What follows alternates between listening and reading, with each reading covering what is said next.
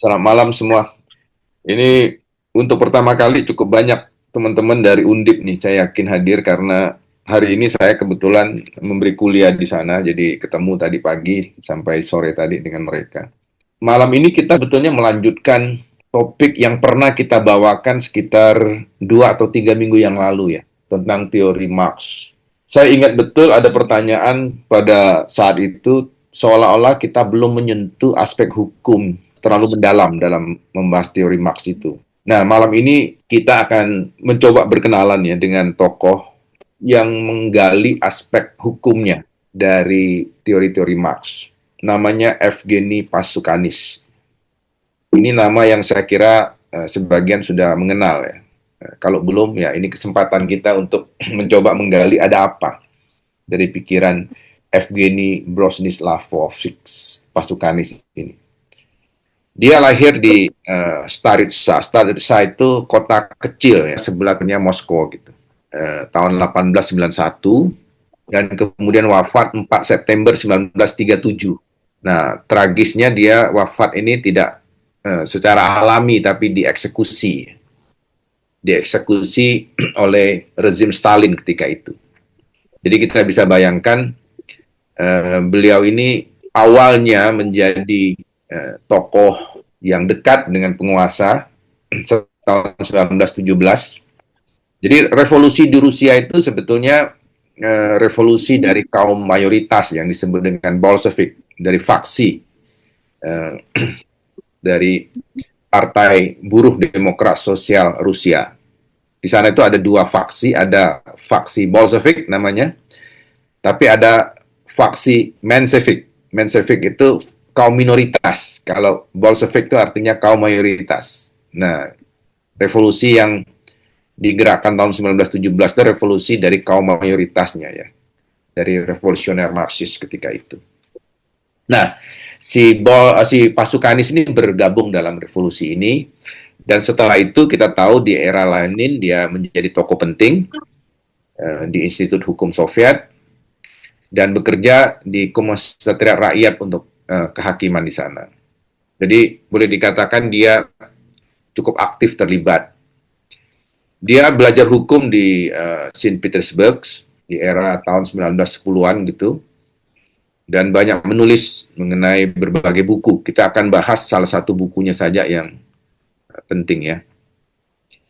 Nah, dia memang akhirnya saya katakan tadi di era Stalin, Joseph Stalin, dia kemudian dianggap berbahaya dari segi ide-idenya karena Pasukanis ini mencoba untuk mempertahankan ide Marx ya, khususnya tentang lenyap enam negara gitu. Bahwa negara itu sebetulnya hanya masa transisi, tidak boleh selamanya ada. Kita tahu ada tokoh lain namanya Trotsky di era itu, tapi dia bukan pengikut Trotsky pasukan di sini. Mereka secara pemikiran juga berbeda. Kita tahu Trotsky itu terkenal dengan revolusi permanen ya. Tapi kalau Pasukanis ini lebih ke aspek hukumnya. Dia menulis juga dari segi hukum gitu. Jadi dia setia kepada jalur hukumnya, pemikiran-pemikirannya. Jadi tokoh hukum sosialis yang penting ya Pasukanis ini. Cuma karena dia terlalu dianggap ultra kiri, dia dianggap berbahaya oleh Joseph Stalin yang berkuasa menggantikan Lenin. Kemudian dia ditangkap dan akhirnya dieksekusi ya. Tapi kita tahu nanti namanya dicoba direhabilitasi kemudian. Kalau nggak salah oleh pemerintah Khrushchev ya setelah itu yang merehabilitasi. Tidak sepenuhnya dia dianggap bersih gitu pemikiran-pemikirannya, tapi relatif dia tidak dianggap menjadi musuh lagi ya oleh rezim yang berkuasa setelah itu. Ya begitulah ya nasib seorang pemikir ya. Biasanya seringkali dia terkubur bersama pemikirannya. Tapi kita tahu di era sekarang Pasukanis pemikiran-pemikirannya coba untuk diangkat kembali. Nah, untuk tahu tentang Pasukanis, tentu saja kita harus kembali ke cerita kita tentang Karl Marx. Kalau kita sejenak beralih ke Marx, Marx itu kita tahu dia berangkat dari materialisme historis gitu. Jadi dia menelaah secara historis ternyata perkembangan sejarah itu ditentukan oleh siapa yang menguasai materi. Dan materi itu terutama adalah faktor-faktor atau alat-alat produksi. Nah, Marx kemudian mempunyai gagasan bahwa jika alat-alat produksi ini kemudian tidak jatuh ke satu tangan atau satu kelas, tetapi bisa dimiliki oleh seluruh warga masyarakat, gitu, maka tidak akan ada eksploitasi kepada kelas-kelas yang lebih kecil, ya, yang lebih rendah maksudnya, atau yang lebih tidak beruntung, yang termarginalkan, yang disebut dengan kaum proletariat itu. Dengan demikian tidak boleh ada kepemilikan pribadi atas alat-alat produksi, dan struktur kekuasaan dalam masyarakat itu juga harus diubah, ya, supaya tidak jatuh ke satu kelas kapitalis atau kelas yang pemilik alat-alat produksi itu. Itu kira-kira ya prinsip kita tahu. Nah, kemarin kita juga sudah membahas bahwa dalam struktur sosial itu ada yang disebut dengan infrastruktur, ada yang disebut dengan suprastruktur. Jadi tadi yang kita bahas adalah infrastruktur. Basis ekonomi itu adalah infrastrukturnya. Infrastruktur itu secara materialisme historis tadi terbukti itulah cikal bakal yang mengubah atau yang membentuk suprastrukturnya. Termasuk tadi, negara itu ditentukan oleh basis itu. Tidak hanya negara, ideologi, pendidikan, agama, dan sebagainya itu sebetulnya itu adalah produk dari basis ekonomi itu. Jadi demikian kuatnya ya pengaruh dari infrastruktur itu. Jika Anda ingin mengubah suprastruktur itu, tidak ada jalan lain. Ubah infrastrukturnya. Nah, kesadaran sosial, keadaan sosial, dan segala macam itu bisa dijelaskan dengan cara berpikir seperti itu. Bahwa bukan suprastruktur yang membentuk infrastruktur, tapi infrastruktur yang membentuk suprastruktur. Infrastruktur itu hanya dipertahankan terus ya oleh suprastruktur itu. Jadi infrastruktur itu kemudian meng-create ya suprastruktur itu, tapi setelah terbentuk suprastruktur itu kemudian akan mencoba mempertahankan supaya infrastruktur itu tetap ada di bawah kendali dari suprastruktur. Itu gagasan yang dibangun ya oleh Marx dan secara konsisten kemudian dipertahankan oleh Pasukanis dalam pemikirannya. Nah, Marx percaya bahwa perubahan sosial itu harus dibangun secara revolusioner. Dan revolusi terjadi kalau ada perjuangan kelas. Intinya kelas bawah itu harus berjuang. Dia tidak boleh menyerah kepada keadaan. Tidak bisa nerimo gitu. Dia harus bergerak. Dan itu adalah revolusi. Sebab kaum yang disebut dengan kaum kapitalis atau kelompok berjuis itu tidak pernah diminta secara baik-baik dan dia mau menyerahkan basis ekonomi yang sudah dikuasai. Itu harus direbut. Dan kenyataannya memang yang terjadi adalah mereka tidak pernah berbagi, tapi justru terus-menerus berusaha mengefisiensikan cara berproduksi, dan kemudian hasil dari efisiensi itu dikembalikan untuk membangun kapitalnya, yang terus-menerus akhirnya makin memarginalkan kelas bawah. Adanya mesin-mesin misalnya muncul itu justru tidak mengubah keadaan kan. Itu akan bukan makin memberdayakan para buruh, tapi justru makin memarginalkan para buruh. Begitu teori Marx ya. Nah, kita tahu sebelum sampai ke Pasukanis, kita bisa menengok sejenak tentang ajaran nilai lebih dari Karl Marx yang tidak sempat kita diskusikan beberapa waktu lalu. Ajaran nilai lebih ini menarik untuk kita diskusikan karena menunjukkan bahwa pemikiran Marx ini kemudian punya titik lemah ya pada nilai ajaran lebih ini. Ada 4 sub dari ajaran nilai lebih ini. Ya, pertama adalah teori nilai pekerjaan, kemudian teori nilai tenaga kerja, teori nilai lebih, dan teori laba. Ini subnya ya, jadi mendukung ajaran nilai lebih ini. Kalau teori nilai pekerjaan itu intinya dia mengatakan begini, ada yang disebut dengan nilai pakai dan nilai tukar. Ya, kita punya sandal ya, sandal itu kita pakai setiap hari, maka sandal itu punya nilai pakai. Tapi kalau kita bayangkan, sandal itu kecil sekali, tidak cocok dengan kaki kita, maka dia sebenarnya kehilangan nilai pakainya. Nilai pakainya 0 saja, tidak bisa kita pakai kan? Nilai tukar itu bisa saja tetap ada. Kalau misalnya itu sangat terbatas ya, limited edition. Jadi bisa aja kita jual, punya nilai yang tinggi gitu, nilai tukarnya. Intinya sih biasanya kalau makin banyak dipakai ya nilai tukarnya juga akan banyak diminta, kan akan lebih tinggi akhirnya jadinya. Nah, komoditas itu adalah barang yang diproduksi dengan tujuan untuk dipertukarkan atau diperdagangkan. Itu komoditas. Jadi kita lihat ya konsep ini pentingnya. Ada konsep nilai tukar, ada konsep nilai pakai, ada konsep komoditas. Nah, nilai tukar dari suatu barang ditentukan oleh waktu yang rata-rata diproduksi oleh buruh untuk menghasilkan barang itu. Bias konsepnya begitu. Nilai tukar itu intinya ditentukan oleh berapa lama waktu yang dihasilkan untuk memproduksi suatu barang. Jadi kita bisa bayangkan kalau kita memahat satu patung ya, itu waktunya sampai sebulan, harusnya nilai tukarnya lebih tinggi dibandingkan kalau dikerjakan hanya 1 hari misalnya. Itu menunjukkan kerumitan pekerjaan itu membutuhkan waktu yang lebih banyak. Nah, dengan sendirinya akhirnya harganya bisa lebih mahal. Ya. Itu kira-kira inti dari teori nilai pekerjaan. Sekarang kita bergeser ke teori nilai tenaga kerja. Siapa yang harus menghasilkan satu komoditas? Itu bukan orang yang punya uang itu. Pasti orang lain yang tidak punya uang, tapi punya tenaga. Tenaga itulah yang dijual oleh kelompok kelas bawah itu kepada pemilik modal kan. Saya punya tenaga ini, atau punya skill.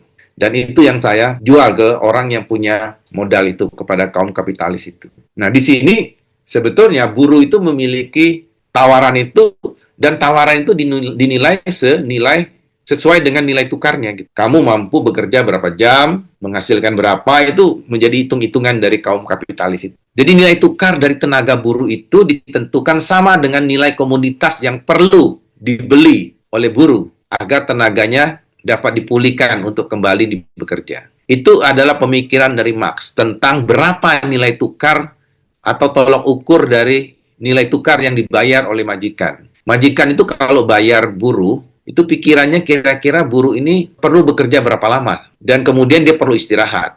Pasti ya, dikasih waktu istirahat supaya tenaganya pulih kembali. Dan tentu saja untuk dia bisa pulih kembali, dia harus membeli makanan, dia harus beristirahat di rumah, kemudian bercengkerama mungkin dengan keluarganya, menyekolahkan anaknya. Semua itu dihitung. Kira-kira mereka butuh berapa? Kita kalau di zaman sekarang ya kira-kira upah minimumnya.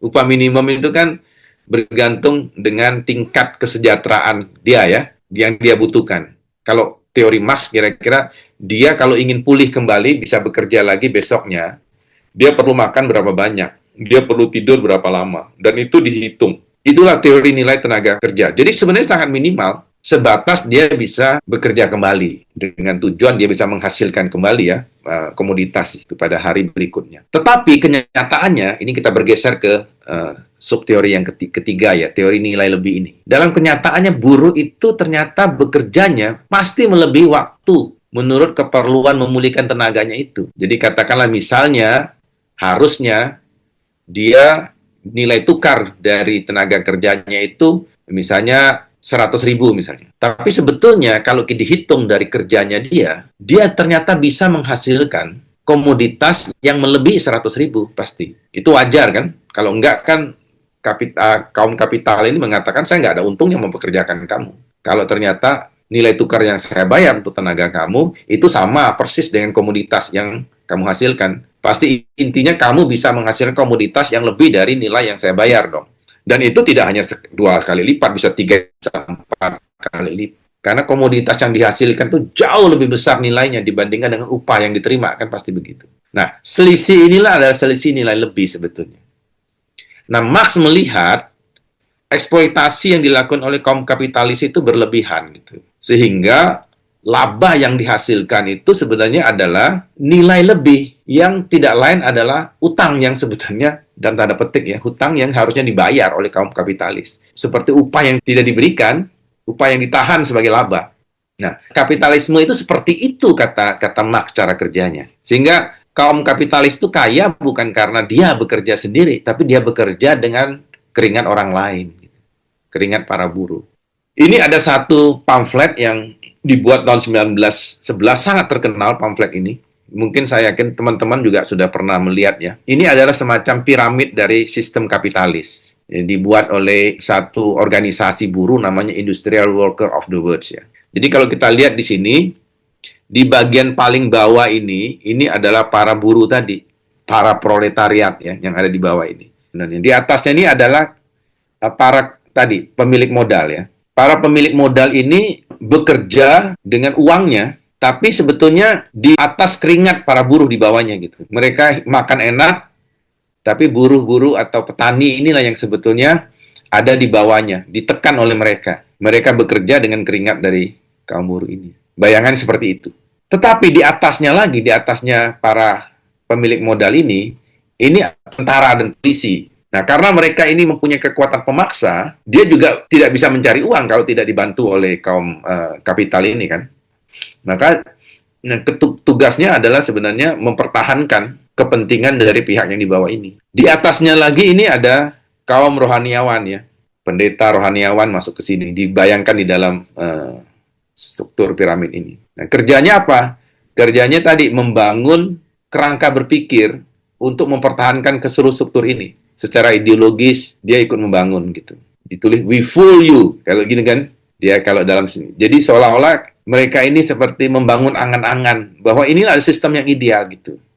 Anda di bawah ini ya karena nasib Anda dan ketidakberuntungan Anda, dan itu harus Anda terima sebagai satu bagian dari garis tangan kira-kira begitu. Itu yang dibangun cara berpikir itu. Anda harus sabar dengan kondisi ini. Karena itu ada cobaan, bagian dari takdir dan sebagainya. Nah, di atasnya lagi siapa? Ini puncaknya, ini adalah raja dan penguasa negara. Hukum itu di tangan mereka ini yang membentuknya. 3 kelompok di atas ini sebetulnya kelompok yang sangat elit, yang hidupnya juga disuplai oleh kaum kapitalis ini. Transaksi di antara mereka, bahwa sistem ini tidak boleh kita ubah. Ini harus kita perkuat. Basisnya tetap di bawah, dan kita pertahankan terus struktur ini. Itu bayangan dari Karl Marx ya. Kita harus membaca Marx dalam konteks ketika itu ya. Ketika dia hidup dalam era munculnya misalnya revolusi industri di Inggris. Nah, ini sejalan dengan pemikiran Marx, tentu saja pasukanis berpikir yang sama ya. Bahwa ini sebenarnya tidak boleh ada, tidak boleh dipertahankan. Struktur ini harus dihentikan. Tidak boleh ada kelas-kelas sosial seperti ini. Masyarakat harus dibangun tanpa kelas. Caranya apa? Ini diruntuhkan. Pemilik kapital ini, yang notabene adalah pemilik pabrik, pemilik ladang-ladang produksi gitu ya, misalnya perkebunan dan sebagainya, itu tidak boleh dibiarkan ada di tangan mereka. Harus diserahkan sepenuhnya menjadi milik bersama, milik kolektif. Tentara di sini dengan polisi itu tugasnya tidak boleh menjadi kelas yang elit ini, posisinya sejajar, bukan menjadi kelas tersendiri. Kita juga tidak membutuhkan kaum rohaniawan lagi. Moralitas dan sebagainya itu sebetulnya bisa ditentukan sendiri dari hasil kompromi dari kelompok-kelompok ini, komunal ini. Mereka yang menentukan apa yang terbaik untuk mereka. Tidak perlu ada satu indoktrinasi dari manapun, dari struktur manapun. Apalagi yang di atas, puncaknya ini. Mereka harus dihentikan. Makanya revolusi Bolshevik itu salah satunya kan menghancurkan rezim Tsar ketika itu ya. Itu dijatuhkan di atasnya. Jadi kita bisa bayangkan proletariat ini akan menjadi penguasa baru ya. Dan mereka happy begitu dengan situasi itu. Tidak ada kelas di antara mereka. Ya itu bayangan ya. Ini kita masuk nanti ke kelompok ke pemikiran pasukanis ya. Jadi jika dilihat dari sejarah itu, kita bisa melihat di awal sekali itu ada masyarakat tanpa kelas sebenarnya sudah ada. Jadi bayangan masyarakat tanpa kelas itu ada di level yang paling tinggi, tapi kata pasukanis berangkat dari pemikiran Marx tentu saja, sebenarnya awalnya juga sudah ada masyarakat tanpa kelas. Tapi itu terjadi pada komunisme yang primitif. Jadi kita membayangkan ada komunisme yang modern ya, ada komunisme yang primitif gitu ya. Komunisme primitif itu tidak ada kepemilikan pribadi di situ. Tidak ada juga eksploitasi terjadi di situ karena masyarakatnya tanpa kelas. Tapi di situ hukum belum ada. Karena masyarakatnya masih sangat sederhana. Yang ada itu hanya norma adat istiadat. Itu bayangan dia ya. Jadi adat istiadat itu pasukanis menganggap itu bukan hukum. Itu hanya norma sosial yang hasil kesepakatan. Karena kelompoknya masih kecil mungkin ya. Tidak kompleks gitu. Tetapi nanti pada era berikutnya muncul pembagian kelas sosial. Nah, di situ sudah ada kelompok yang lebih berkuasa yang menindas kelompok yang lain. Perbudakan terjadi di situ, feodalisme terjadi, kapitalisme muncul di situ. Sudah mulai embrionya, sudah muncul di fase kedua setelah masyarakat komunisme primitif itu. Ketimpangan ekonomi sudah muncul di sini, sehingga untuk mengatasi ketimpangan itu ada otoritas yang mengaturnya, pemaksanya. Nah, muncullah kemudian berikutnya negara dan hukum. Di sini superstruktur atau suprastruktur kelas penguasa itu memposisikan hukum itu adalah sebagai alat untuk mengukuhkan hubungan produksi dan kepentingan dari kelas penguasa. Kita lihat di sini embrio dari kapitalisme itu makin menguat ya. Tadinya embrionya di sini, ini menguat lagi di sini ya. Nah, munculnya nanti masyarakat sosialis untuk mengatasi ini. Jadi ini dibayangkan ini tidak bisa bertahan lama. Suatu saat dia akan runtuh sendiri dan akan masuk ke diktatoriat proletariat. Jadi yang berkuasa itu justru kelompok yang paling kecil ini karena mereka tidak bisa menahan diri akan membentuk revolusi. Sebab hukum itu dipakai hanya sekedar untuk menjustifikasi kelompok yang berkuasa ini, kaum kapitalis ini. Butuh ada masyarakat baru yang disebut dengan masyarakat sosialis. Tetapi masyarakat sosialis ini juga bukan yang ideal. Ini hanya masa transisi. Hukum masih ada pada masa itu, tapi tujuannya untuk mencegah supaya kelompok kapitalisme itu tidak muncul lagi. Dan membangun sosialisme tujuannya hanya itu. Jadi ini masa transisi. Negara masih ada, hukum masih ada. Baru nanti ada kondisi yang paling ideal yang disebut dengan masyarakat komunis. Ketika tanpa kelas, tanpa negara lagi. Nah, Pak Sukarnis membayangkan hukum dan negara itu akan lenyap pada masa ini. Hukum dan negara ya kita bisa bayangkan. Mengapa kita bisa tahu bahwa hukum itu adalah suprastruktur, negara juga suprastruktur. Jadi semua suprastruktur kalau basisnya sudah tidak ada lagi penindasan, tidak ada lagi eksploitasi satu kelas ke kelas yang lain, maka tidak perlu ada lagi yang mengaturnya. Dia membayangkan hukum itu hanya diperlukan ketika eksploitasi terjadi. Tapi ketika eksploitasi sama sekali tidak ada lagi, sama seperti masyarakat komunisme primitif, hukum pun tidak perlu lagi. Negara tidak perlu lagi. Semua bisa mengatur di antara mereka secara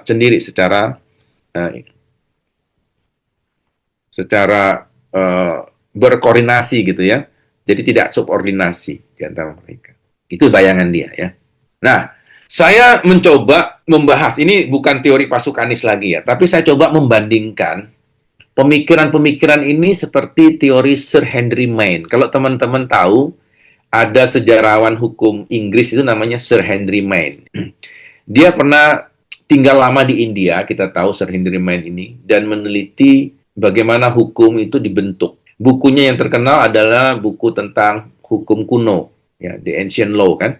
Teorinya pasti teman-teman juga sudah pernah tahu bahwa dia mengatakan hukum itu bergerak dari status ke kontrak. Ini sebenarnya agak mirip ya dengan Pak Sukarnis, tapi tentu saja Sir Henry Maine bukan penganut komunisme, tapi minimal kita bisa mengatakan hukum itu mulai dari masyarakat primitif, cuma levelnya dia tidak mengatakan hukum itu di awalnya itu tanpa hukum gitu. Sudah ada hukum. Di mana itu? Ketika hukum itu ditentukan oleh status. Jadi kalau kita kembali ke Pak Sukarnis, kira-kira dia mulainya dari sini justru. Kalau Sir Henry Maine, bukan dari sini, tapi dari sini. Di sini sudah ada kelas ketika masyarakat itu terbentuk. Kelas siapa? Kelas pemimpin sukunya pasti. Kalau ini suku, satu suku gitu ya, pemimpin suku, kepala suku itu kan punya keistimewaan. Dia yang membentuk hukum. Bahkan mungkin dia bisa punya hak milik lebih banyak ya. Istri mungkin lebih banyak dan sebagainya. Dan orang senang kalau dapat keturunan dari si kepala suku. Lama-lama dia membentuk klan tersendiri, kelompok bangsawan sendiri gitu. Nah, itu nanti akan muncul hukum yang dia buat pun bukan lagi hukum dari hasil perintah dia sebagai kepala suku, tapi hasil perintah dari klannya, dari kelompoknya. Muncullah di situ kata Sir Henry Maine, hukum aristokrat namanya, hukum aristokrasi. Hukum bentukan dari kelompok bangsawan. Tapi nanti berkembang ketika masyarakatnya makin banyak, anggota dari masyarakat yang tinggal di dalam wilayah kekuasaan itu, masyarakat itu kemudian membentuk kebiasaan-kebiasaan sendiri. Nah, kebiasaan-kebiasaan itu perlu diformalkan dalam bentuk kodifikasi. Muncul ada namanya kodifikasi hukum kebiasaan. Kata Sir Henry Maine akan terjadi seperti itu. Seiring dengan pertambahan makin banyak lagi gitu ya, interaksi di antara mereka makin intens, transaksi terjadi gitu, pertukaran dan sebagainya, maka hukum kebiasaan yang sudah terkodifikasi itu pun boleh jadi tidak lagi dianggap memadai. Mereka kemudian memodifikasi hukum-hukum kebiasaan itu. Nanti akan ada dalam, kita tahu dalam misalnya kodifikasi hukum Romawi kan juga terjadi ya. Setelah sekian lama dikodifikasi, maka hukum Romawi itu kemudian juga ada tafsir-tafsirnya ya dibuat gitu. Ada glosator misalnya kita dengar gitu ya. Itu sudah dibangun karena dianggap hukum kodifikasi Romawi itu pun tidak sepenuhnya bisa menjawab lagi kebutuhan zaman. Pada tahap terakhir, kata Sir Henry Mann, hukum itu akan makin demokratis. Kenapa? Karena modifikasi-modifikasi itu ternyata juga memerlukan sentuhan ilmu hukum. Ilmu hukum modern pasti yang kita tahu ya. Yang berangkat dari asas-asas yang makin universal, gitu, yang makin rasional. Disitulah kemudian hukum itu tidak lagi ditentukan oleh siapa yang paling kuat, tapi ditentukan dari bargaining position yang dianggap setara, kontrak. Jadi, from status to contract. Kontrak itu kan kesannya hukum itu dibangun atas dasar kesepakatan akhirnya. Coba kita bayangkan, Pak Sukanis kan juga membayangkan kayak gitu. Cuma Pak Sukanis menganggap ketika posisi seperti ini, dia mengatakan hukum lenyap. Tapi kalau Sir Henry Mann mengatakan enggak, hukum itu bertransformasi ke bentuk kontraktual. Kelihatannya nyambung ya teman-teman seperti itu ya. Tapi saya ingat dulu waktu saya kuliah di Gajah Mada itu, ada dosen saya namanya Prof. Sudikno Martokusumo. Beliau bilang begini, perkembangan hukum itu kalau pakai Sir Henry Mann, from status to contract, kata dia. Tapi dia melihat ada kecenderungan from contract to status. Ini kita sudah keluar ya dari diskusi Pak Sukanis ya, tapi intinya saya ingin merefleksikan, kalau kita ngomong Pak Sukanis kan kita ujung-ujungnya ngomong yang sama gitu ya. Ya teman-teman merasa kita ngulang-ngulang ya konsepnya. Kalau kita refleksikan seperti ini, kita melihat, oh jangan-jangan ada yang bisa kita sekaligus kritik gitu, pemikiran Pak Sukanis ini.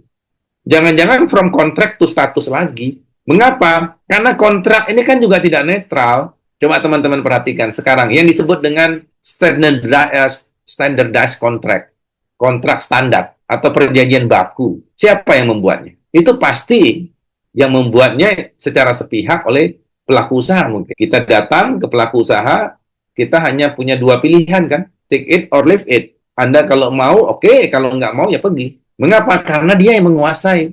Klausul-klausul yang ada dalam kontrak itu ditentukan sepihak oleh satu kelompok yang notabene menguasai secara keadaan gitu. Dia lebih dominan perannya. Makanya ada namanya misbruik van omstandigheden kan sebenarnya. Penyalahgunaan keadaan oleh siapa?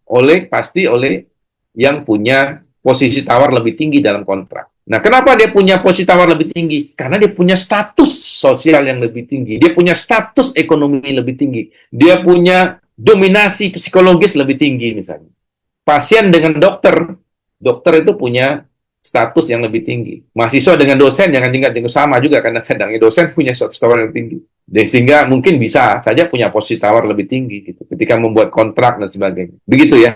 Jadi itu yang kontrak, from contract to status tadi. Nah, ini kan kita bisa kritik. Apa benar hukum menurut Pak Sukanis itu hilang pada era itu? Ketika komunal-komunal terbentuk, di antara mereka itu bisa mengatur dirinya sendiri, apa mungkin tidak ada kelompok yang lebih dominan dibanding kelompok yang lain? Kalau ada, apakah itu tidak berarti terbentuk kelas sosial lagi? Gitu. Jadi masyarakat tanpa kelas itu sekarang diganti menjadi kelompok dengan status sosial yang lebih tinggi, yang notabene ya kelas juga. Ya, sampai di situ ya, kita bisa kembali ke bukunya Pak Sukanis. Gitu. Nah, buku yang terkenal dari Pak Sukanis itu adalah The General Theory of Law and Marxism. Ini buku yang sudah diterjemahkan pasti dalam bahasa Inggris ya, oleh Dragan Ivanovic yang menerjemahkannya. Saya nggak tahu ini, buku ini sudah dicetak ulang berapa kali ya, tapi tahun pertamanya tahun 1924, buku ini diterbitkan. Buku ini sebenarnya kalau kita lihat hanya mencoba untuk mengukuhkan kembali pemikiran Marx, tapi memolesnya dari aspek hukum. Isi utamanya ingin menjelaskan hukum sebagai bentuk hubungan sosial dalam masyarakat kapitalis. Jadi sebenarnya buku ini mencoba untuk menjustifikasi bahwa pemikiran Marx itu memang merupakan amunisi yang penting untuk membedah ya, atau menelanjangi, kita kira begitu, keburukan-keburukan dari kapitalisme. Nah, sehingga kalau kita ingin membentuk teori hukum yang lebih membela kepentingan dari kelompok yang paling tertindas, kita harus mengubah cara berpikir kita. Dan itu harus berangkat dari kesadaran bahwa hukum itu sebenarnya tidak netral. Hukum itu tidak otonom. Menarik, ada istilah yang disebut dengan fetishisme komoditas, commodity fetishisms. Nah, Pasukanis menggunakan istilah legal fetishisms, fetishisme legal. Fetishisme itu sebenarnya satu cara ya, orang memuja-muja sesuatu yang dia buat sendiri. Itu pengertian fetishisme. Misalnya kita bikin patung, lalu patungnya kita sembah-sembah gitu. Itu fetishisme maksudnya ya. Nah, negara juga begitu. Negara itu bisa kita agung-agungkan, kemudian kita anggap dia netral, dia baik, kita puja-puja gitu. Hukum juga ternyata bisa begitu, kata Pasukanis. Kita buat hukumnya, kemudian kita tunduk kepada hukum itu dengan asumsi hukum itu netral, hukum itu baik, kita harus hidup dengan rule of law gitu. Seperti itulah bayangannya. Tanpa kita pernah kritis bahwa jangan-jangan yang bikin hukum itu ada udang di balik batunya ketika membuat hukum. Jadi kita menyembah sesuatu yang sebetulnya tidak pantas kita sembah. Karena kita menyembah satu entitas yang licik sebetulnya. Yang mencuri hak-hak kita. Yang sebetulnya sudah tidak netral di situ. Tapi kita merasa harus kita sembah. Karena dia baik. Tidak ada yang salah, tidak ada yang jahat di situ. Itu fetishisme yang dimaksud. Jadi buku ini bercerita tentang hal-hal seperti itu ya, kritik dia seperti itu. Kita akan lihat bab per bab ya. Buku ini sebenarnya ditulis dalam 7 bab. Sebenarnya tidak terlalu panjang, jadi kalau teman-teman ada waktu tinggal mencari linknya saja. Ini ada, kalau saya klik di sini ketemu linknya ya. Sebelum bab 1 itu ada introduction di situ. Di introduction ini Pasukanis bercerita tentang 3 hal. Dia mengatakan ada 3 tugas utama teori hukum yang ingin dibangun oleh dia. Apa? Pertama, dia ingin mengungkapkan basis kelas dari hukum. Jadi hukum itu ada basis kelasnya. Seringkali kita melihat hukum itu kan muncul dari orang baik-baik gitu ya. Ternyata menurut dia, hukum itu buatan kelas tertentu sebetulnya.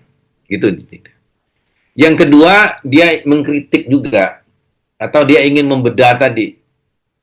Ada peran hukum dalam mempertahankan tatanan kapitalisme. Intinya hukum itu tidak netral, dan tugas teori hukum untuk mengungkapkan itu, ketidaknetralan itu. Jadi kalau kita belajar teori hukum, kita harus tahu bahwa teori hukum itu harus membantu kita untuk memahami tentang kelicikan dari tatanan kapitalisme itu dalam bentuk hukum. Mereka ingin melanggengkan dominasi itu. Yang ketiga, teori hukum itu harus punya tugas juga untuk memprediksi transformasi hukum. Tujuannya adalah tadi, membawa kita ke pemikiran bahwa harus ada hukum yang lebih ideal, yaitu hukum yang hidup dalam masyarakat tanpa kelas itu. Tapi ini ironiknya, teori hukum ini akan mematikan hukum kan akhirnya, melenyapkan hukum. Gitu. Jadi ada teori hukum yang tujuannya untuk justru melenyapkan hukum. Dengan melenyapnya negara, berarti hukum juga lenyap.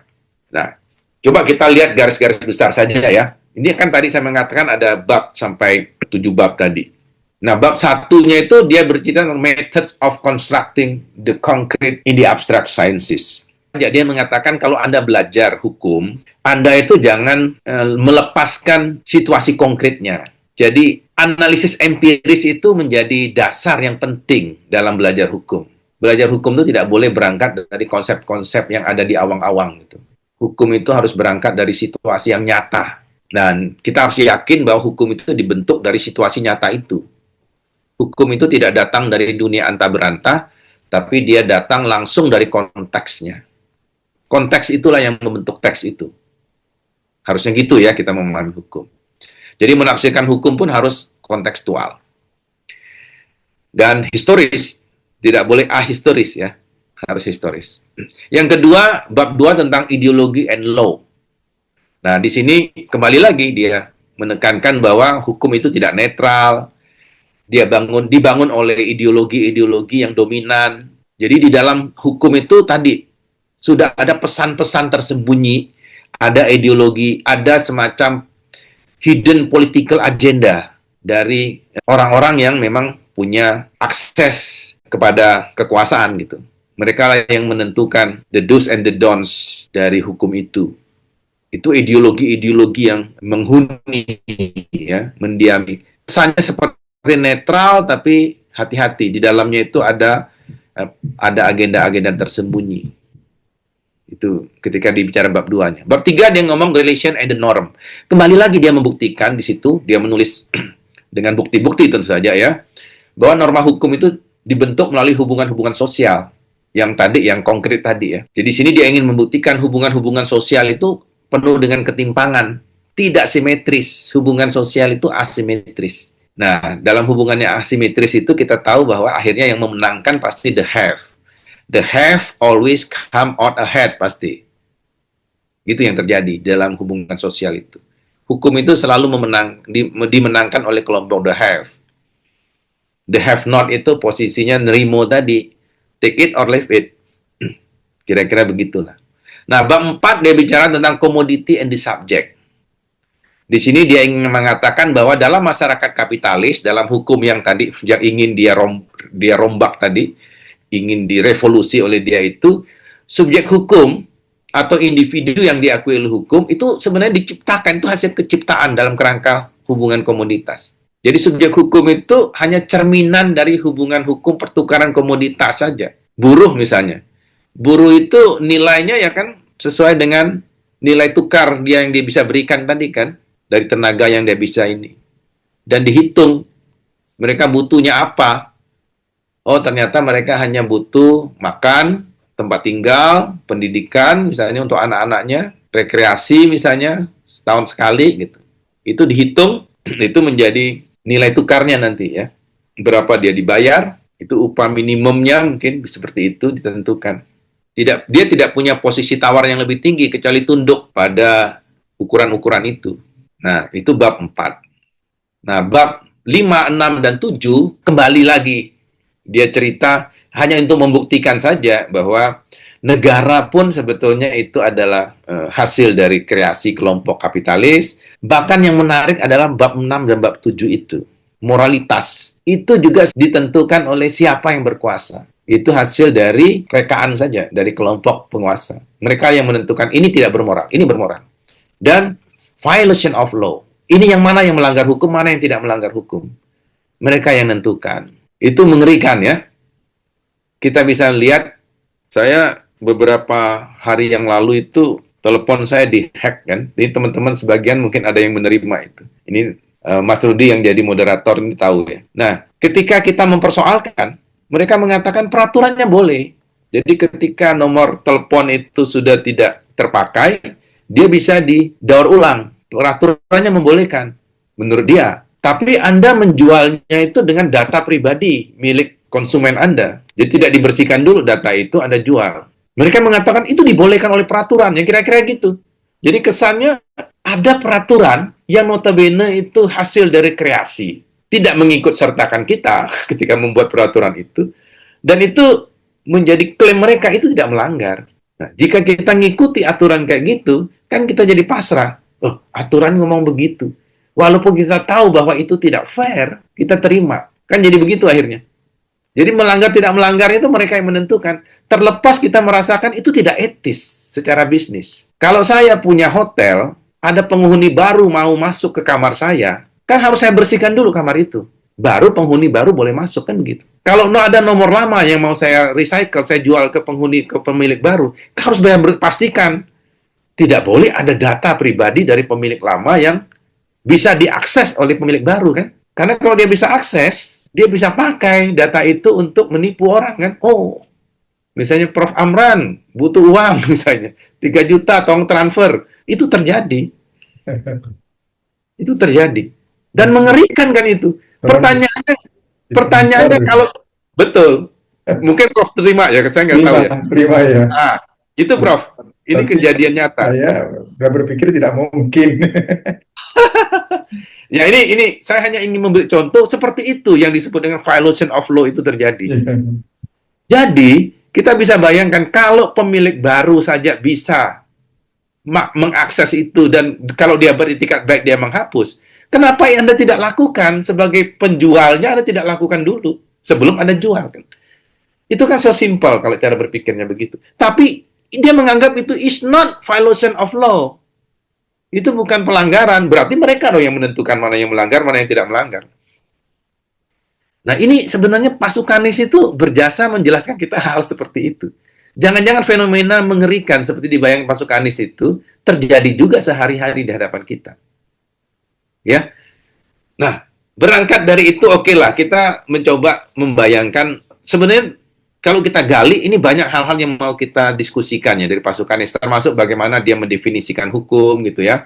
Kemudian dia mencoba mengkritik pandangan-pandangan kaum non-Marxis ya. Non-Marxis itu yang bukan Marxis ya, di dalam melihat hukum yang menurut dia itu terlalu naif dalam melihat hukum gitu. Dia mengkritik positivisme juga Pasukanis ya. Pikiran dari Blackstone, Austin itu dia kritik. Tapi kita juga ingin mengkritik Pasukanis ya.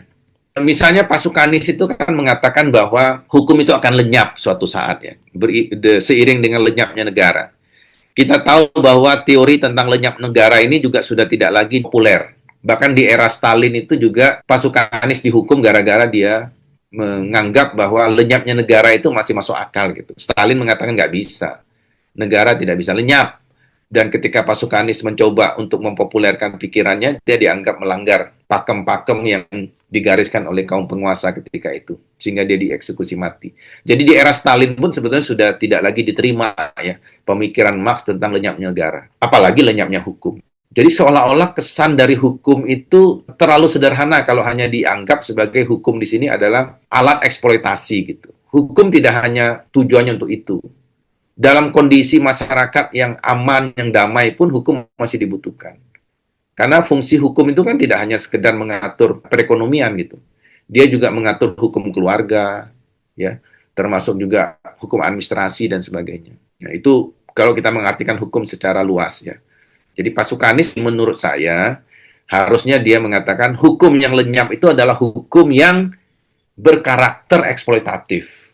Itu lenyap. Tapi dia bertransformasi menjadi hukum yang bentuknya itu lebih demokratis, lebih egaliter, harusnya begitu diartikan. Kita tahu ada tokoh seperti Gramsci dan sebagainya menganggap bahwa terlalu simpel menganggap bahwa hukum itu hanya sekedar relasi ekonomi, pertukaran komoditas seperti itu. Sebab kadang-kadang yang menentukan hukum di atas itu bukan ekonomi, bukan basis ekonomi, tapi budaya, kata kalau Gramsci. Dan ini kita sudah bahas 3 minggu yang lalu, saya kira. Saya pikir itu dulu yang bisa saya antarkan ke teman-teman ya, diskusi kita. Kalau ada pertanyaan, ada komentar, silakan. Mungkin kita bisa buka diskusi. Ya, Ya, baik. Terima kasih, Prof, atas pemaparannya. Teman-teman, silakan jika ada yang mau bertanya, bisa open mic atau tulis saja di chat, nanti kita akan bacakan juga. Mas Lumit mungkin, silakan. Baik, terima kasih saudara moderator. Assalamualaikum warahmatullahi wabarakatuh. Selamat malam, Prof. Sidarta, Prof. Amran, dan rekan-rekan sekalian. Topik yang sangat menarik tentang Marx lagi ya, Prof. Ya, sepertinya tidak ada habisnya kalau membahas tentang Marx. Nah, yang ingin saya tanyakan ada 2, Prof. Terkait hapusnya negara tadi yang disampaikan Pak Sukanis, kemudian juga adopsi dari teori Marx itu, bagaimana pendapat Prof. Sidarta terkait hapusnya negara ini dengan teorinya anarkosindikalisme, Prof. Bakunin, Proudhon, dan kawan-kawan itu.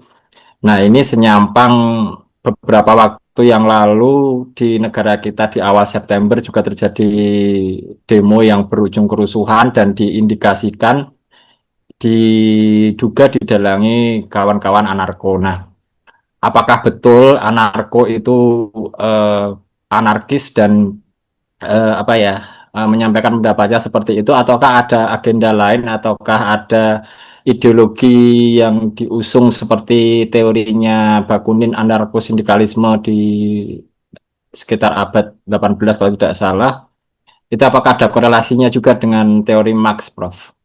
Itu yang pertama. Kemudian yang kedua tentang teori nilai lebih tadi yang banyak dibahas Marx di Das Kapital, bahwa kalau saya tidak salah menangkap esensinya bahwa nilai lebih itu muncul ketika kapitalis atau kelas pengusaha itu mendapatkan laba, dan laba itu ditumpuk terus-menerus, Bro. Jadi artinya tidak dialokasikan lagi ke dalam bentuk investasi, misalnya apa ya, membuka usaha baru yang artinya nanti membuka lapangan pekerjaan. Jadi dia menumpuk eh, laba-laba itu menjadi modal gitu, sehingga nilai lebih itu semakin lama semakin menumpuk. Hmm. Nah, kemudian saya mengkorelasikan bahwa di ranah ilmu pasti, misalnya ada hukum kekekalan energi, ini agak agak melenceng sedikit, tetapi apakah ada korelasinya di satu titik bahwa filsafat materialisme yang diusung Marx itu apakah juga sejalan senafas dengan teori kekekalan energi, bahwa energi itu tidak bisa diciptakan atau dimusnahkan. Artinya ia hanya berupa bentuk, misalnya sebatang rokok itu tadinya satu batang utuh kemudian menjadi abu. Nah, asap-asapnya itu juga harusnya diperhitungkan menjadi suatu energi dan sebagainya. Nah, ini sejalan dengan nilai lebih tadi.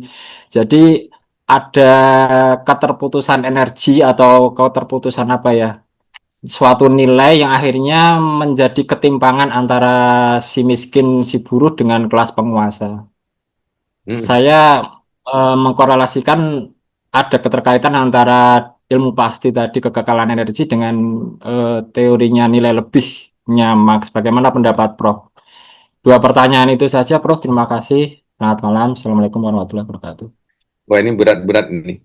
Cuma yang terakhir itu saya mungkin serahkan ke teman-teman ya. Ini tentang kekalahan energi itu kan cukup spekulatif juga sih ya diajukan. Tapi saya coba yang teori anarko ya. Memang kalau kita lari ke Bakunin, Kropotkin misalnya gitu ya, anarko itu juga seperti mengusung ide yang sama juga ya. Misalnya menolak negara, menolak kapitalisme, perlunya kepemilikan bersama terhadap alat produksi. Itu kan juga gagasan yang diajukan oleh Bakunin gitu ya. Dari sisi itu sih iya ya. Cuma mungkin eksekusinya akan sedikit berbeda. Marx dulu kalau mencoba membangun solidaritas sosialnya beda gitu. Bedanya revolusi Bolshevik itu kita lihat kan modelnya sangat berdarah-darah ya. Peran digital saya pikir itu tidak pernah dibayangkan oleh Marx kan. Dengan revolusi digital, orang bisa mengubah keadaan dengan cara memviralkan satu informasi, bisa jadi bisa lebih selesai gitu. Dan universalitasnya akan muncul lebih kuat, paling tidak ya, karena munculnya teknologi digital ini. Tapi saya merasa begini ya, digital itu juga akhirnya memunculkan satu model hukum yang bisa jadi akan melenyapkan juga fungsi negara di era sekarang ini. Jadi anarkismenya bentuknya lebih soft, walaupun negara juga akan menjadi tereduksi kedaulatannya. Kita ambil begini misalnya. Kita dulu membayangkan negara itu adalah entitas yang paling kuat kan pengaruhnya. Dia bisa membentuk hukum dan sebagainya. Tapi sekarang ini bisa jadi dia tidak berdaya juga ketika berhadapan dengan korporat digital gitu. Pajak misalnya. Negara bisa memungut pajak, tapi kalau korporasi digital itu tidak mau bayar pajak, negara juga kadang-kadang nggak bisa berbuat apa-apa juga. Apakah itu bagian dari lenyapnya kedaulatan negara? Bisa jadi iya. Paling tidak terjadi pengurangan dari kedaulatan negara itu. Nah, kalau paham lenyapnya negara kita terapkan ke situ, boleh jadi muncul juga. Apa yang disebut dengan kode kalau dalam teori Leipzig ya. Itu kan juga menunjukkan adanya bentuk hukum baru gitu. Lenyapnya hukum negara menjadi lenyap tapi diganti oleh kode-kode digital kan. Kita nggak perlu berhukum terlalu banyak dengan membuat code juga bisa gitu. Misalnya arsitektur teknologi itu bisa mengganti hukum kan. Jadi hukum negara bisa saja lenyap tapi dibentuk oleh teknologi digital. Dia mengubah cara kita berperilaku dengan code itu. Nah, pertanyaannya siapa yang bisa memaksa teknologi digital itu untuk menyusun arsitektur teknologi yang sesuai dengan maunya kita gitu. Ujung-ujungnya akan ada kelas penguasa baru. Siapa? Yaitu pemilik teknologi digital gitu. Di era digital ya. Nah, hukumnya akhirnya menjadi bentuk baru lagi. Kode itu menjadi bagian dari hukum baru. Kira-kira itu ya yang bisa saya komentari tentang anarko ya. Ya intinya basis teorinya mungkin sama ya. Tapi kan tujuannya bukan chaos katanya anarko ini. Tapi membangun masyarakat yang setara, bisa bekerja sama. Kira-kira begitu ya. Nah, humanismenya Marx juga sama. Sosialisme kan juga begitu, membangun kerjasama, solidaritas, dan sebagainya. Sama intinya dari basis itu. Mungkin tadi saya katakan eksekusinya jadi bisa beda dengan di era yang karena konteks sosialnya sudah beda antara konteks sosial zaman Marx dengan zaman kita. Baik, terima kasih Prof. Di sini penanyanya sudah ada 6 yang saya catat, ada Pak Ade, Pak Dr. Sutomo, Pak Suwarna, Pak Willy Johan, Pak Tamit, Pak Khairul tadi sudah open kamera. Mungkin bisa dilanjutkan dengan Pak Ade yang tadi sudah angkat tangan. Oke, terima kasih. Sama-sama. Saya mau mengilustrasikan dulu peristiwa yang pernah saya alami. Jadi pernah kami itu menangani suatu kasus tentang gas LPG. Jadi kan dilarang nih jual beli gas LPG. Nah, jadi dia itu dari satu desa ke kota untuk memenuhi gas LPG masyarakat. Dia bawa 13 gas LPG, terus dia dikasih oleh apa namanya itu agen lah 30 lebih, pokoknya jadi 40 tujuan dia tuh. Nah, mau pulang ke desanya lagi, rumahnya, mau ke rumah makan dulu kan, itu ditangkap polisi dia. Tangkap polisi, dikenakan undang-undang Ciptaker gitu kan, bahwasanya dia bersalah, akhirnya diloloskan ke penjara. Dia ada kenalan juga di polisian itu. Gimana katanya, bisa nggak bantu saya? Bisa katanya kan, tapi harus siapkan uang 25 juta gitu kan. Nah, apa tuh? Bisa lah nanti dinego, selesai sekitar 20 jutaan lah. Aduh katanya, itu untung gas itu cuma 2.000 perak katanya kan, masa ya udahlah saya biarin aja lah saya di penjara gitu kan. Akhirnya dia ngadu tuh ke apa tuh, saya kan aktif di posko oren nih, sangat sering tuh kaji-kaji tentang karma kayak gitu kan. Nah, apa tuh dia nggak lapor ke posko oren, kami nanya nih ke kepolisian, uang 20 itu untuk apa gitu kan, 20 sampai 25 itu. Ya kalau mau berurusan ya kayak gitu katanya. Kalau kalau nggak mau ya udah jebloskan aja dia ke penjara, kasih surat penahanan ke keluarganya katanya. Akhirnya ditahan lah dia itu kan. Akhirnya kami mau ngajukan aksi, oleh Kapolresnya udah tenang aja, pokoknya nanti diurusin katanya kan. Singkat ceritanya itu nggak diurusin dia itu kan sampai pergantian Kapolres, bahkan kasusnya sudah P21 ke kejaksaan. Akhirnya kami demo gitu kan, turunlah propam, akhirnya kasusnya itu dihilang, di statusnya itu pokoknya selesai lah gitu. Setelah kami aksi itu kan, pembelaan kami itu ya 4 aja gitu kan. Pertama dari segi keadilan, masa dia aja yang ditangkap, orang yang ngasih 30 lebih itu kok nggak ditangkap. Yang kedua, kalau dia ditangkap harusnya setiap kelurahan bahkan setiap RT itu ada semua jual gas ya gitu kan. Yang ketiga dari segi kemanusiaan, yang kedua dari segi sosial, dia kan ngebantu gitu, dia bukan penjahat gitu kan. Nah, akhirnya dia dibebas. Nah, pertanyaannya itu, apakah itu yang dimaksud dengan penghilangan hukum? Kan udah jelas tuh hukumnya gitu kan. Nah, kalau mau bebas, sogok kayak gitu kan. Kalau mau ini kita harus punya perspektif lain sehingga hukum yang berupa pasal itu bisa hilang. Apakah seperti itu? Terima kasih, Top Prof. Selamat malam. Ya, sebenarnya kan hukum positifnya ada. Kita tahu bahwa di dalam satu tatanan negara, Pak, negara itu tidak punya kepanjangan tangan yang bisa menelisik ke semua sudut ya. Dan ketika negara tidak hadir, akan ada oknum yang menggantikan kehadiran negara itu. Termasuk oknum yang setengah formal maupun yang formal ya. Tapi dia sebetulnya tidak merepresentasikan negara. Dia merepresentasikan kepentingan dirinya sendiri. Termasuk memakai baju negara untuk kepentingan itu.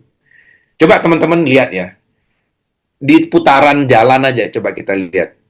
Di Jakarta itu sering. Kalau tidak ada polisi, itu biasanya ada Pak Oga di situ yang ngatur. Kenapa Pak Oga itu ada? Karena negara tidak hadir. Ketika negara tidak hadir, ada yang menggantikan peran negara di situ, masuk dia. Nah, praktek yang Bapak ceritakan tadi, itu kan sebetulnya negara harus hadir untuk memastikan distribusi gas itu seperti itu, prosedurnya dijalankan, gitu kan?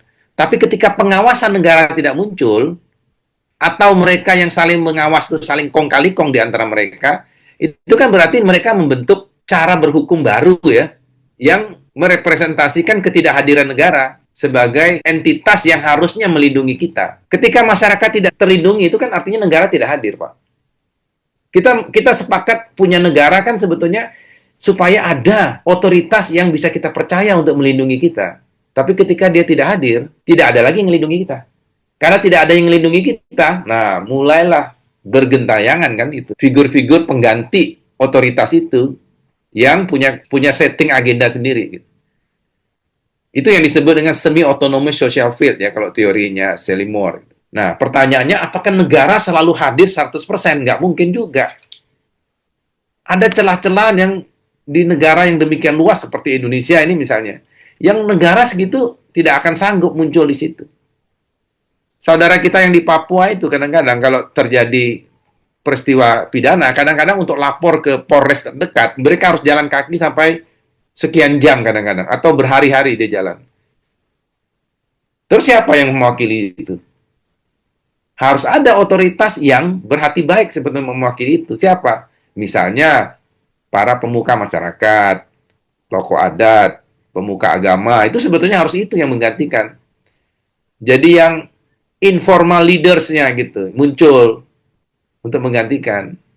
Dengan demikian negara sebetulnya kalau tahu dia tidak bisa sepenuhnya hadir, dia harus bisa mendayagunakan potensi-potensi itu untuk membantu. Nah, tadi Bapak udah benar sebetulnya. Ada LSM misalnya, lembaga swadaya masyarakat itu kalau benar ya, dia swadaya masyarakat, itu harusnya dia ada di belakang masyarakat untuk membantu membantu menghadirkan peran negara itu walaupun tanpa tangan resmi, tapi negara hadir di situ. Ada yang ikut mengawasi, membantu pemerintah mengawasi. Jangan dimusuhi LSM itu sebenarnya, tapi diberdayakan supaya ada partisipasi masyarakat di situ untuk ikut. Kan sebenarnya menurut saya ya, filosofi negara kita tuh kayak gitu ya. Negara gotong royong itu seperti itu sebenarnya. Sebenarnya filosofi. Ya, karena kalau semua dikuasai oleh negara, repot juga. Akhirnya akan terjadi tadi kecenderungan otoritarianisme muncul karena semuanya serba negara. Nah, itu terbukti negara komunisme yang terbentuk itu kan visinya semuanya di satu komando oleh negara. Syukur-syukur kalau pemimpinnya berhati baik, tapi kalau sebaliknya yang terjadi, hancur negara itu. Negara otoriter, dikuasai satu tangan, rezimnya kalau sudah mulai korup semua itu. Pasti kalau negaranya dipegang oleh satu. Tidak ada saling ngawasi, check and balances tidak terjadi. Dan itu berbahaya. Kira-kira begitu sih Pak, kalau saya ingin mengomentari itu, jadi bukan hilangnya hukum. Negara tidak hilang negaranya, cuma tidak hadir. Nah, itu beda ya. Ada tapi tidak hadir. Nah, kita harus hadirkan gitu. Hadirkan itu dengan cara apa? Dengan tadi berpartisipasi membentuk satu lembaga atau apapun yang bisa membackup ya ketidakhadiran itu. Tapi bukan berarti tanpa kontrol gitu. Nah, kita khawatirkan lahirnya banyak lembaga-lembaga swadaya masyarakat tuh kadang-kadang kan justru bukan membackup gitu ya, tapi justru kadang-kadang bertindak seolah-olah seperti negara gitu. Karena itu juga berbahaya akhirnya. menjadi penguasa-penguasa kecil, dan kadang-kadang punya paham militerisme juga kadang-kadang. Itu juga lebih berbahaya juga akhirnya. Ya itu jawaban saya Pak Ade. Prof, di sini sudah banyak sekali list yang bertanya, sekitar saya catat 10 orang, sampai teman-teman B29 juga ada yang mau bertanya, Prof.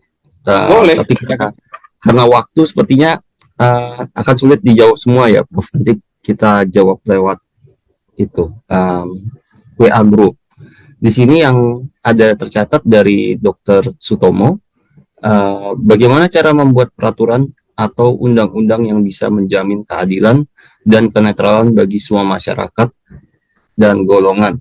Apa itu indikator, peraturan, atau undang-undang bisa dikatakan adil dan netral. Seperti itu, Pak. Wah, ini kalau ada rumusnya yang cespleng pasti disukai banyak orang ya. Ya. Teorinya gitu. Yang jelas tidak ada resep tunggal untuk membuat itu. Kita sudah membahas beberapa teori ya, misalnya teori tokoh-tokoh dari Skandinavia gitu. Dia kan mengatakan bahwa ada yang namanya ideologi kolektif yang muncul dari kesadaran hukum masyarakat. Undang-undang itu selalu hadir kan terlambat sebenarnya, undang-undang itu. Selalu prinsipnya begitu. Dia ada dulu case-nya, baru kemudian dirasakan urgent atau tidak, lalu dibuat undang-undang. Jadi kita bisa bayangkan ada context of discovery yang terjadi sebelum ada context of justification. Context of discovery itu maksudnya adalah ketika undang-undang itu, ketika akan dibentuk, kita ngumpulin dulu apa pengalaman-pengalaman empiris yang terjadi, sehingga kita merasa undang-undang ini bisa dibuat dan dia bisa mengantisipasi jika peristiwa-peristiwa yang terjadi sebelum undang-undang itu dibuat bisa selesai kalau undang-undang itu terjadi, gitu. Bisa diatasi. Jadi dia sudah polahkan semua peta, dipetakan semua oleh dia. Kita kumpulkan, kita diskusikan dengan baik. Harusnya undang-undangnya itu bisa antisipatif gitu. Kita bisa membuat undang-undang yang terbaik. Supaya apa? Supaya peristiwa yang sudah dialami sebelum undang-undang itu dibentuk, kalau terjadi lagi, itu relatif sudah punya efek yang melindungi masyarakat. Gitu. Daya perlindungannya ada. Dan itu dirasakan adil. Nah, teorinya ada, Pak. Kalau Bapak mau, bisa lihat di teori Austin. Kita nggak punya kesempatan bahas tentang John Austin. Ya. John Austin itu menggunakan teori yang disebut dengan full will dengan full enforcement. Gitu. Full will itu artinya dia harus mengakomodasi semua kehendak.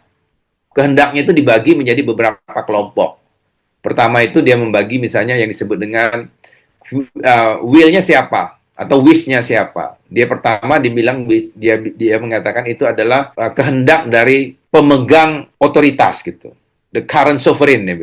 Kita hindari ya kalau kita memakai kacamata positivisme hukum, hukum itu dibentuk dari kehendak penguasa yang sedang berkuasa, yang incumbent. Jadi kalau sekarang misalnya Pak Prabowo jadi presiden, dia membentuk undang-undang, tidak bisa kita hindari, dia pasti kepentingan dari dia sebagai penguasa itu masuk dalam undang-undang itu. Tapi yang kedua, kata Austin, kita kalau pakai teori Austin ya, karena pertanyaannya tentang ini, dia mengatakan itu adalah penguasa sebelumnya. Jadi hukum itu harus berkesinambungan gitu. Jadi penguasa sebelumnya itu punya kepentingan, dan itu sudah tertampung dalam undang-undang. Apabila kita ingin mengubah undang-undang itu atau mengubah undang-undang baru, kita harus melihat juga historisnya seperti apa. Coba lihat negara-negara yang stabil politik hukumnya. Itu walaupun pemerintahnya ganti, orang yang investasi di situ dan sebagainya itu relatif merasa aman. Jepang itu sering ganti itu Perdana Menterinya. Tapi politik ekonominya kan rata-rata kayak gitu aja. Stabil, sejalan gitu.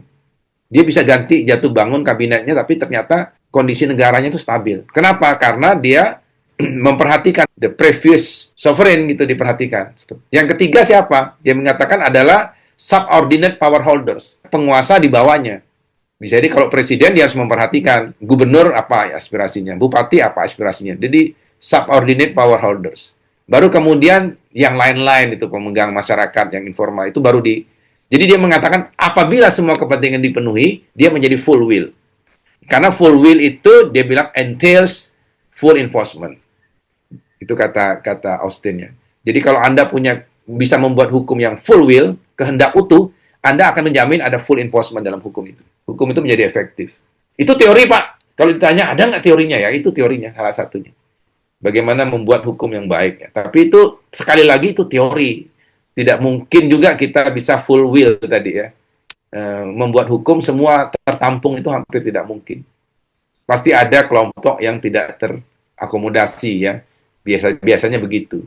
Kalau pakai teori utilitarian, kita tahu itu kelompok minoritas biasanya seringkali diabaikan. Orang lebih mementingkan kelompok suara terbanyak biasanya gitu. Dalam demokrasi. Ya, masih ada, Mas? Ya, masih ada. Mungkin kita langsung ke Pak Jarod yang sudah angkat tangan. Untuk teman-teman yang sudah memberikan pertanyaan lewat chat akan kami tampung dan kami jawab nanti. Yang rada-rada pasukanis ada? Silakan. Terima kasih, Prof. Ya. Siddhartha. Saya aku kurang referensi tentang pasukanis, tapi teorinya sangat menarik. Sebetulnya saya sangat setuju dengan teorinya pasukanis. Kaum kapitalis, dia sangat menurut saya kaum kapitalis memang sangat pintar. Dia tidak menolak pasukanis dan dia juga tidak menolak teorinya Marx. Tapi dia menciptakan teori sendiri. Ya, kalau Marx mau menghapuskan kelas, mereka cari cara sendiri supaya kelihatan tidak seperti yang dikritik.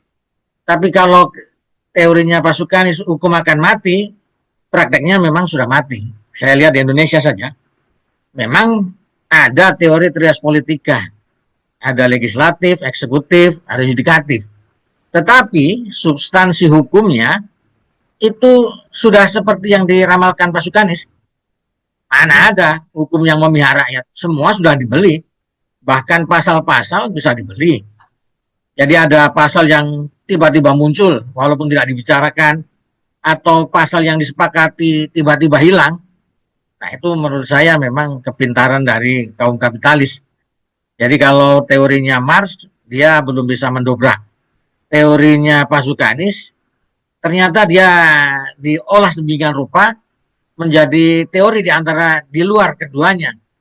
Bukan juga teori jalan tengah, tapi teori yang mengatasi kedua aliran tadi, dari kiri mau kanan, tapi dia di atas. Rupanya memang kita selama ini tidak berdaya menghadapi kapitalis. Jadi itu tanggapan saya. Mungkin Prof bisa memberikan tambahan atau pencerahan supaya sebetulnya kita ini ada di mana. Apakah kita memang betul-betul di bawah kapitalis? Karena walaupun kita menolak, tetap saja negara kita bilang mau swasembada, ya tetap saja kita terima impor beras dari mana-mana.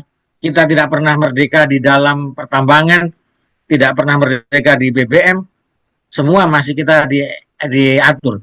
Jadi mereka menggunakan cara lain, yaitu kelemahan dari pemimpin bangsa kita, mereka beli saja semuanya, mulai dari eksekutif, legislatif, mana yang tidak dibeli. Menurut saya itu, Prof, begitu. Ya. Terima kasih, Prof, tanggapannya. Ya, kita kembali ke teori pasukanis ya. Sebenarnya kalau kita lihat pasukanis itu bagus dalam hal memetakan persoalannya. Deskripsinya benar.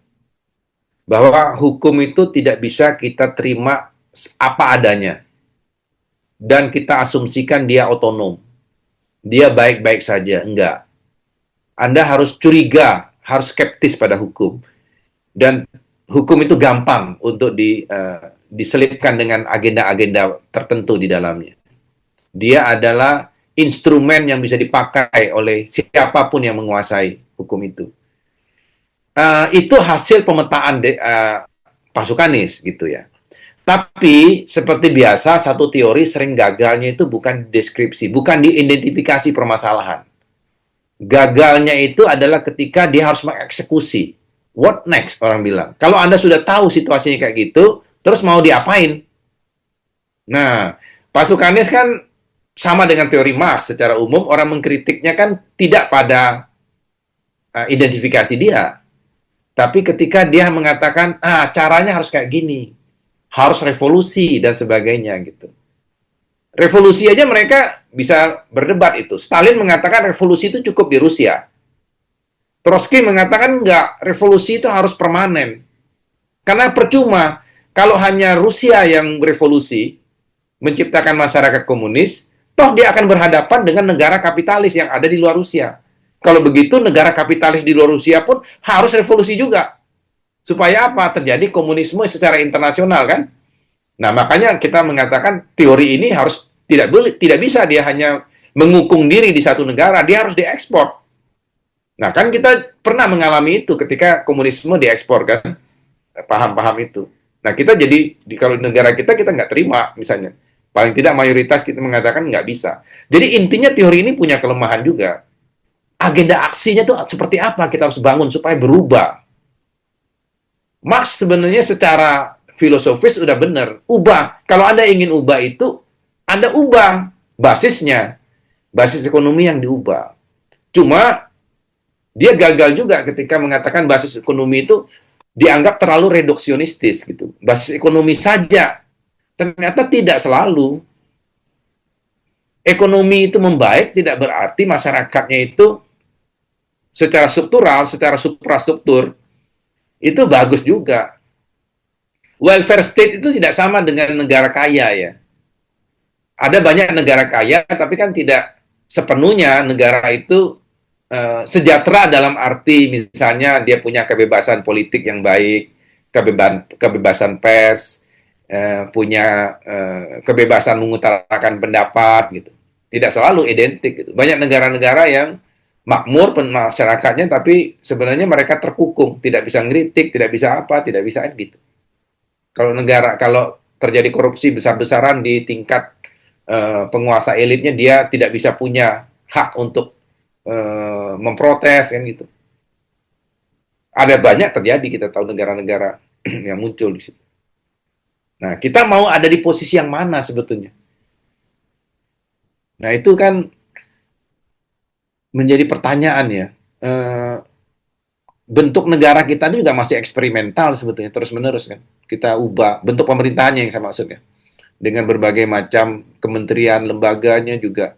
Itu semuanya eksperimental. Kadang-kadang kita menganggap, kalau ada problem kita bikin komisi gitu.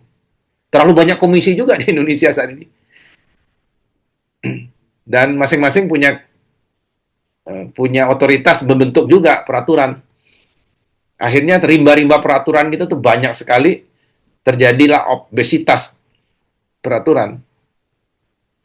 Dan muncul cara omnibus kan, udah kita bikin aja model cipta kerja dan sebagainya. Bermasalah juga ternyata. Karena yang diambil itu justru pilar-pilarnya. Jadi soko gurunya diambil, undang-undang yang sudah dicerabut itu menjadi kehilangan juga rohnya. Wah, serba sulit kan kita kalau orang hukum melihatnya.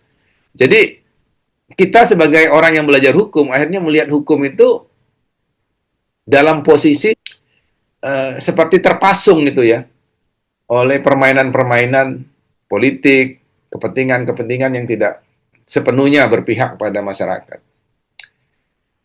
Ya, itu komentar saya sih Pak.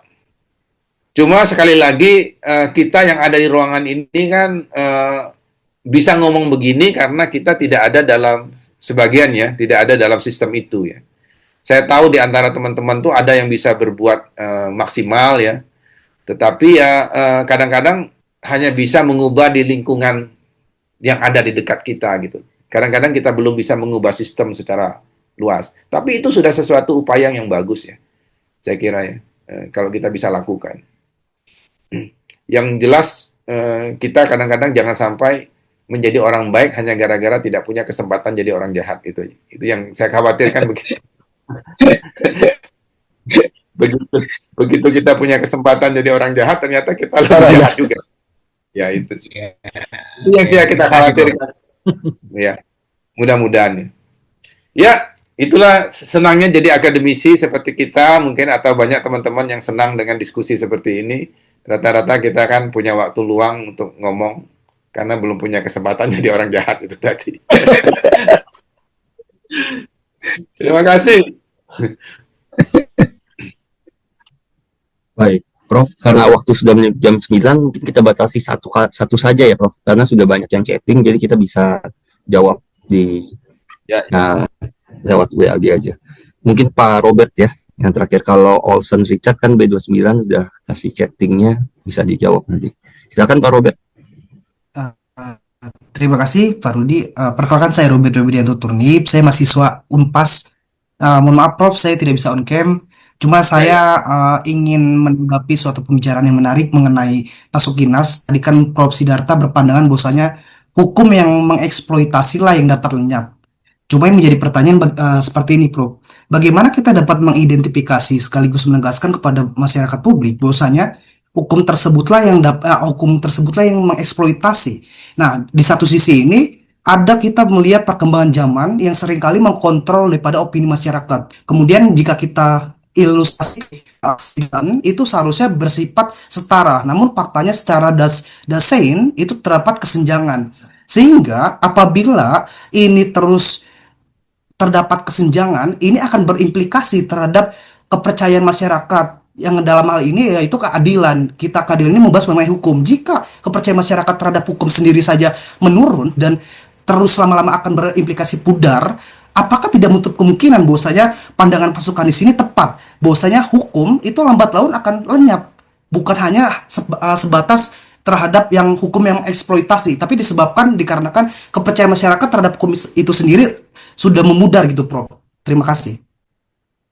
Ya, jadi kita bayangkan begini ya, ketika tidak ada masyarakat, tidak ada kelas-kelas sosial lagi di dalam masyarakat, itu berarti kan semua itu ketika melakukan pertukaran ya, pertukaran itu bisa macam-macam. Kita bisa bayangkan misalnya kalau satu kampung, kita bayangkan segitu ya, satu kampung itu satu komunal gitu. Dia bertransaksi dengan kampung yang lain. Bayangan dari Pasukanis, komunitas-komunitas itu tidak perlu ada negara yang mengatur. Bayangannya begitu ya. Jadi sehingga transaksi itu menjadi adil rasanya. Karena itu hasil kesepakatan mereka. Tidak ada kelas sosial yang mengatur. Dan hubungan-hubungan itu terbentuk karena alat-alat produksi itu tidak dikuasai oleh satu pihak gitu. Tidak ada kaum yang menguasai alat-alat produksi. Semua dimiliki bersama. Karena dimiliki bersama, maka tidak ada yang bisa memonopoli penguasaan itu. Tetapi pertanyaan kita adalah hubungan-hubungan yang terjadi di antara komunitas-komunitas itu, apakah benar sepenuhnya itu bisa dinegosiasikan secara simetris gitu? Mungkin nggak misalnya ya, ada satu komunitas yang memproduksi gandum misalnya. Terus ada komunitas lain yang memproduksi mie. Gandum itu merupakan bahan baku dari mie. Mungkin nggak komunitas-komunitas yang memproduksi mie sangat bergantung pada komunitas yang memproduksi gandum? Misalnya gitu. Bagaimana kalau tiba-tiba komunitas yang memproduksi gandum itu memboikot? Berarti kan posisi tawar dari produsen yang di atas itu, yang secara vertikal ya, dia menguasai jalur produksi berarti. Karena mie itu sangat tergantung pada gandum, bagaimana atau terigu. Gimana kalau dia boikot? Produksi mie-nya kan berhenti. Dari situ tidak simetris kan berarti hubungan di antara mereka. Nah, siapa yang mengatur supaya produsen gandum atau produsen terigu itu tidak boleh semena-mena dia? Dia tidak bisa memboikot yang di bawahnya. Nah, dia kan harus ada prahukum yang ngaturnya itu. Harus ada yang mencegah supaya tidak terjadi monopoli, bisa terjadi monopsoni dan sebagainya. Harus ada yang ngatur itu. Hukum kan akhirnya bermain. Jadi hukum sebenarnya tidak bisa hilang, tidak bisa lenyap. Harus ada otoritas yang mengatur aturan main itu gitu. Nah, persoalannya tadi asumsi dari Pasukanis ini kan hanya di atas kertas. Teori Pasukanis itu sama sekali tidak pernah diimplementasikan. Dia hanya ada sebagai teori proyeksi gitu. Akan kayak gitu masyarakat tanpa kelas itu. Tapi dalam dunia nyata, teori ini belum pernah sekalipun dieksperimenkan. Kalau Anda tanya, bagaimana menjamin itu ya? Karena teorinya belum pernah jalan, kan? Teori masyarakat tanpa kelas itu kan nggak pernah jalan. Negara mana yang kita sebut negara komunis yang menjalankan? Kan nggak ada.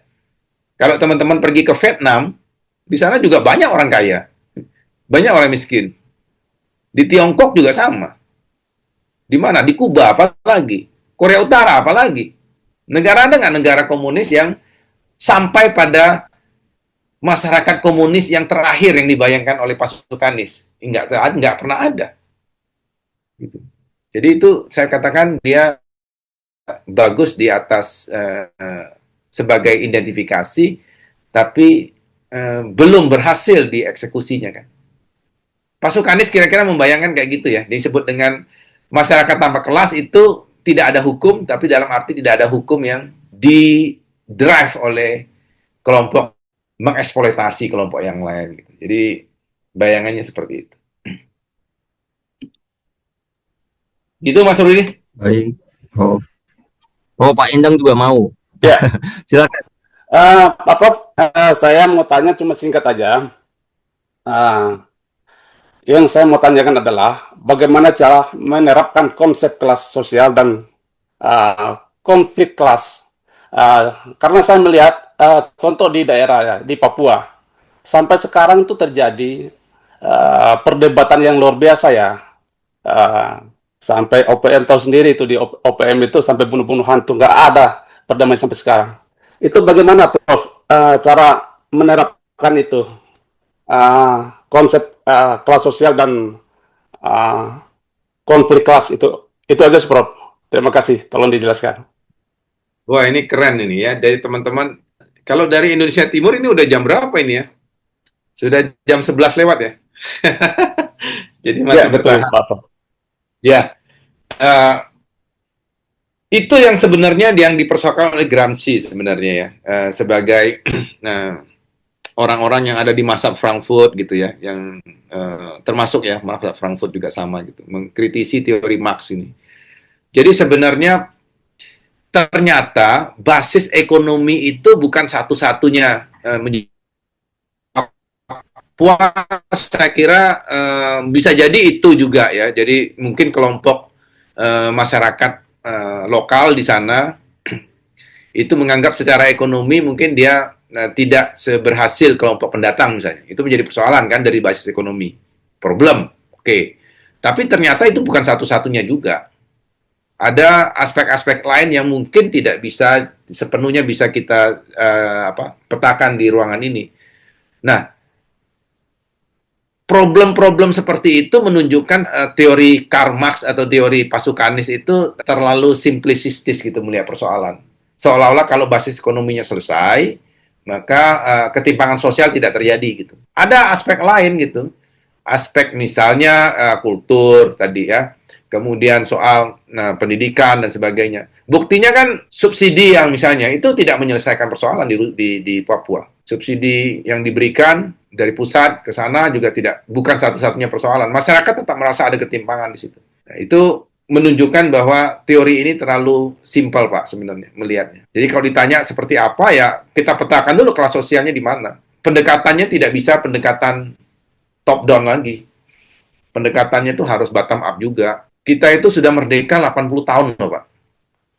Tapi kalau ada bangsa dari anak bangsa kita yang merasa bahwa dia tidak memiliki negara ini yang sudah 80 tahun, berarti ada yang salah kan dari diri kita. Seperti dalam satu keluarga ya, sudah 80 tahun usia orang tua, ada anak yang menganggap bahwa orang tuanya itu masih pilih kasih ke mereka gitu.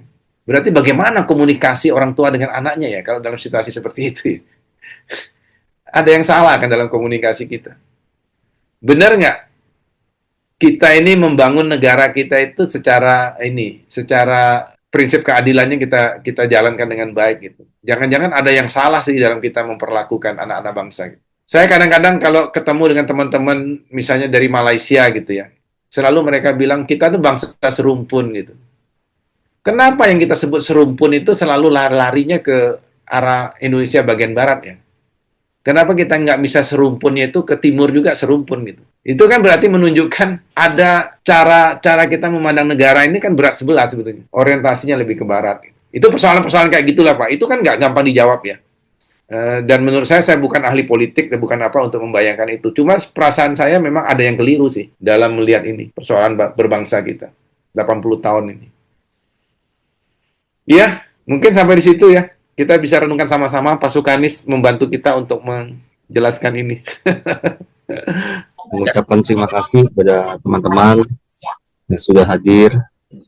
Kita akan ketemu lagi di kesempatan selanjutnya.